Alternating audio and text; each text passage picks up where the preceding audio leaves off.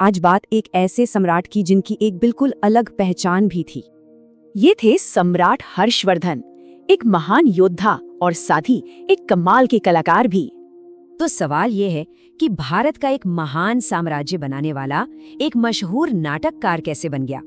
भाई की हत्या के बाद उन्हें सिंहासन तो मिला, पर उन्होंने जल्द ही एक नया साम्राज्य बनाना शुरू कर दिया।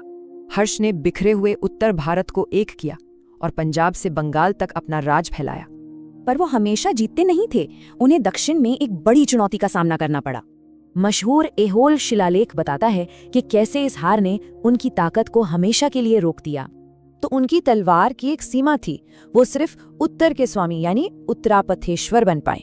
पर जहां तलवार रुकी, वहां कलम ने एक नई कहानी लिखी, एक साहित्यिक विरासत की। सम्राट हर्ष ने खुद 3 संस्कृत नाटक लिखे और पहला था रत्नावली। इसके बाद आया नागानंद। उनके हर नाटक में उनकी गहरी समझ साफ दिखती है।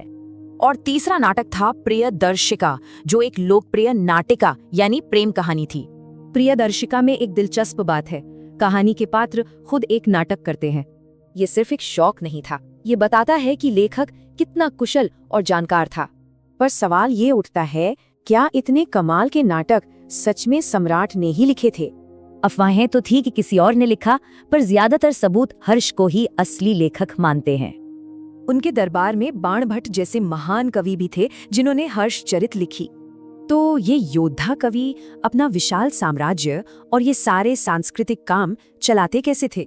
राज्य की कमाई का मुख्य जरिया था भाग नाम का टैक्स, जो खेती की उपज का छठा हिस्सा होता था। इसी मजबूत अर्थव्यवस्था से सेना, कला और साहित्य सबको बढ़ावा मिला। ये पैसा उनकी मशहूर दरियादिली का भी जरिया था, जिसका जिक्र हुएनसांग ने किया है। उन्होंने लोगों की भलाई के लिए जो काम किए वो उस जमाने के हिसाब से बहुत बड़ी बात थी। पर तलवार से बना साम्राज्य ज्यादा नहीं टिका। उनके बाद कोई वारिस नहीं था, तो सब बिखर गया। मगर उनकी कलम की विरासत आज भी जिंदा है, हजारों साल बाद भी। तो राजा हर्ष की असली पहचान क्या है? एक महान योद्धा या फिर एक कालजयी लेखक?